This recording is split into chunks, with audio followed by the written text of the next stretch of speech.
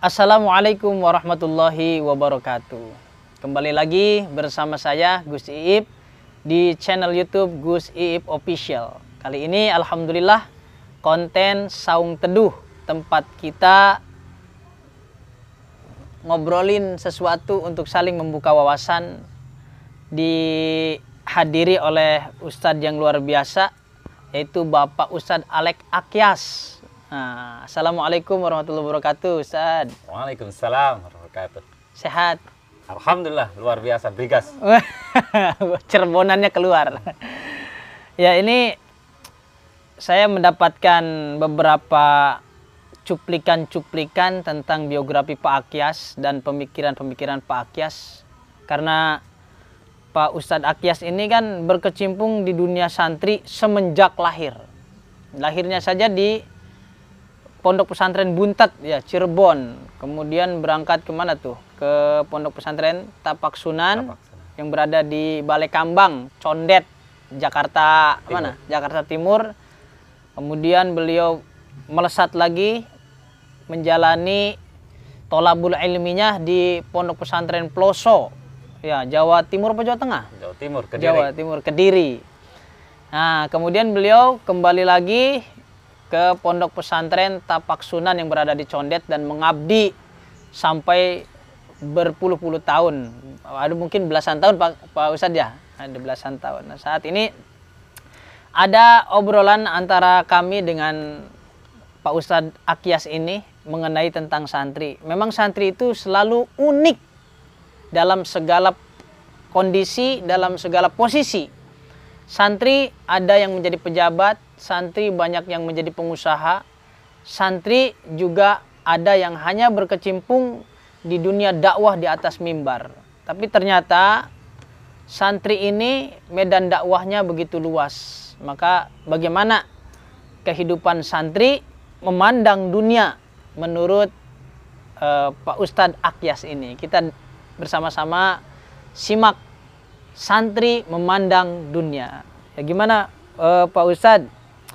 Kan santri ini ada di satu sisi dimarginalkan, dikucilkan, karena katanya santri itu tidak punya potensi, tidak punya kapabilitas untuk terjun di dunia, ya, dunia formal, ya, seperti perkantoran, kemudian pemerintahan. Sepertinya santri ini dipandang sebagai kaum pinggiran.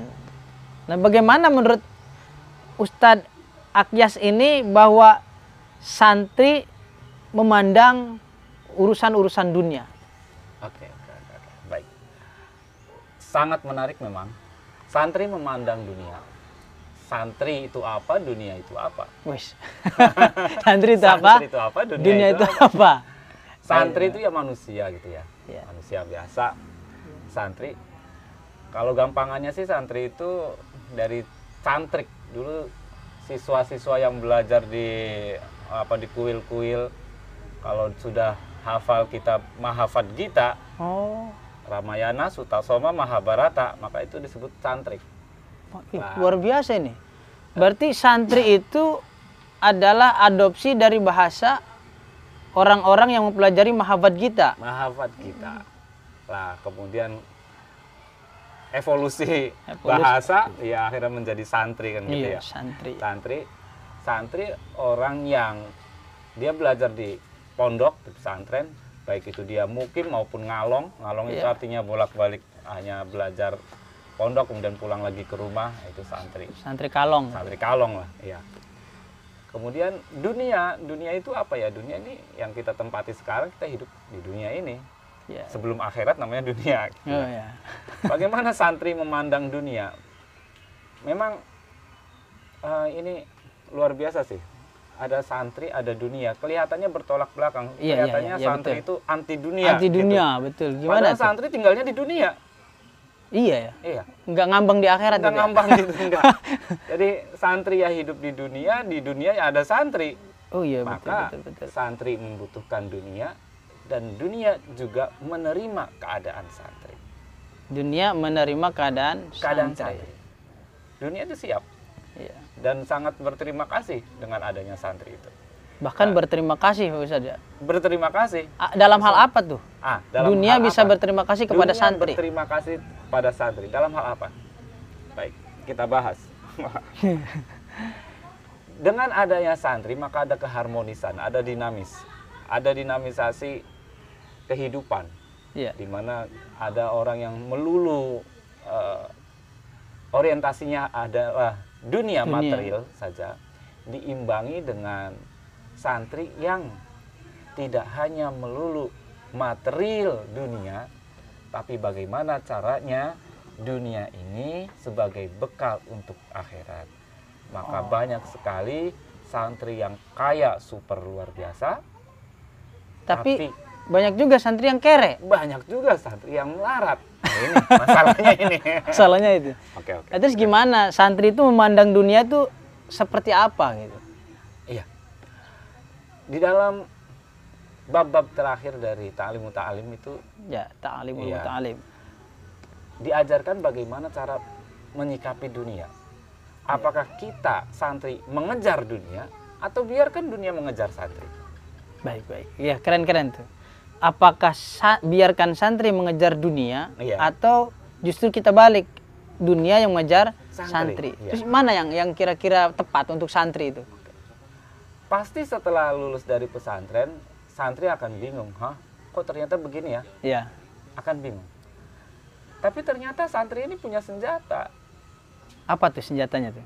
Senjatanya itu doa. Doa. Dan doa tidak akan ampuh kalau tidak diwirid. Doa tidak akan ampuh kalau tidak diwirid. Apa tuh wirid? Wirid itu adalah zikir yang berulang-ulang. Oh, zikir yang Rutinitas, diulang-ulang. Ya, rutinitas sampai membentuk istiqomah, maka doanya akan Mustajab. cepat. Dan tentu saja wirid pun tidak akan ada artinya tanpa sholat yang benar. Wah, runtutannya luar biasa Iya. santri ini ya. Sholat yang benar itu bagaimana yang ada ilmunya, yang wudhunya itu jelas, Iya. ceboknya jelas, Iya. tahiyatnya jelas, Iya. pas, bacaan Fatihah, bacaan tahiyatnya. Dan sholat yang seperti itu pun Iya. tidak ada artinya Kalau kalau konsumsi makanannya tidak jelas. tidak jelas. Ini santri ya. Ya, ini santri. Jadi santri itu ketika terjun ke dunia, artinya emang kita di dunia ya. Iya. Ketika terjun ke dunia yang bersinggungan dengan masyarakat, itu di antara senjatanya adalah doa berarti ya Pak Ustadz ya. Doa. Tapi doa itu tidak akan menjadi tajam kalau tidak diwirid tadi ya. Betul. Wirid pun tidak akan bisa menjadi senjata yang ampuh kalau sholatnya belum benar. Dan sholat pun tidak akan menjadi sesuatu yang membuat si santri itu mendapatkan keberkahan kalau tidak disertai dengan ilmu. Ini luar biasa ini. Runtutan antara doa menjadi wirid, wirid disertai sholat, sholat disertai ilmu. Ini mungkin hal yang yang langka di zaman sekarang. Soalnya banyak yang dilihat dari sekarang umat Islam tuh semangat beribadah. Tapi untuk semangat sekali beribadah, tapi untuk mengkaji tata cara ibadah banyak sekali yang melupakan urgensi daripada tolabul ilmi itu. Gimana itu? Iya. Fasadun kabirun alimun mutahattikun wa akbaru minhu jahilun mutanasiku. Mutanasiku. Apa tuh? Itu kerusakan yang sangat besar. Fatal gitu ya? Iya. Seorang yang alim tapi mutahatik, ibadahnya malas-malesan. males-malesan. Tapi ada yang lebih buruk. Apa tuh yang lebih buruk? Orang tidak ngerti Tapi ibadahnya semangat luar biasa. itu juga bahaya. Itu jauh lebih berbahaya. Kenapa ibadah bisa berefek bahaya? Ibadah kok berbahaya gitu Iya. ya? Kenapa ibadah berbahaya? Contoh. Contoh gimana tuh? Yang sekarang yang gampang itu, gampang sekali jihad. Perang. Itu ibadah ya? Kelihatannya ibadah. Kelihatannya ibadah. Tapi ternyata kita lihat contoh. perang 10 November Ya. saja yang itu jelas musuhnya ya orang kafir lah, jelas lah. Oh, iya, gitu iya, ya, iya. Belanda bule gitu deh. Ya. Penjajah gitu, penjajah. Udah jelas. Yang kita melawan juga kita yang dijajah, yang terzolimi, jelas. Tapi para ulama, para kiai kita musyawarah untuk menentukan apa hukum dari peperangan ini. Sehingga legalitas perangnya benar-benar benar-benar terjamin hukumnya. iya, iya, iya. Jadi ilmiahnya itu jelas. Jadi jihad, tapi banyak yang tidak mengerti mana jihad. Iya. Apa-apa jihad gitu. jihad. Padahal ruang jihad itu ada prosedur yang begitu ketat dalam syariat gitu ya. Sangat jelas. Cuman Benar. terkadang sebagian dari kita ini terlalu semangat gitu untuk jihad, akhirnya prosedur jihad itu terkesampingkan gitu ya, Pak. Ya, Itu contoh ibadah yang berbahaya gitu. Ya. Ibadah berbahaya ya. Itu ibadah tapi kok berbahaya. Iya. Oke, kembali ke tadi santri ini memandang dunia, anggaplah rezeki itu keuangan, ekonomi, jabatan. Ada satu nasihat kan yang populer gitu ya di santri. Kalah rupo kudu menang dungo. Kalah rupo kudu menang dungo. Itu senjata santri itu. Kalah pangkat kudu menang tirakat. Kalah pangkat kudu menang tirakat. Terus ada lagi? Kalah duit kudu menang wirid. Wah, kalah duit kudu menang wirid. Ini kayaknya keren nih. Quote ini mestinya menjadi pribadi santri sekali ya. Iya. Kalah rupa harus menang dunga. Kalah pangkat kudu menang tirakat. Kalah duit kudu menang wirid. Kalah kabeh mondok maning. Mondok lagi. Memang apa ya? Jadi kalau saya tangkap Ustadz ya, bedanya santri dengan non santri itu adalah sisi spiritual. Kalau tadi perbandingannya ya, kan kayak tadi kalah pangkat kudu menang tirakat. Nah, pangkat tuh kan berhubungannya seolah-olah adalah duniawi, kemudian diraih dengan cara-cara duniawi. Iya, yang biasa. Iya, terus duit tadi kan, kalah duit kudu menang wirid. Duit kan materialisme banget gitu, bicara uang gitu. Uang itu seolah-olah nih ya, seolah-olah tidak ada sisi akhiratnya. Ketika orang berbicara uang, tidak ada sesuatu isi akhiratnya. Tapi ternyata bandingannya uang ini, duit itu adalah wirid bagi santri. Iya. Dengan wirid itu bagaimana? Apakah uang itu akan datang apa gimana itu? Oke, baik. Sekali lagi, ketika santri keluar dari pesantren, masuk ke kehidupan masyarakat ya, dia akan galau. Duit nggak ada, kerjaan nggak jelas, ya. Apa?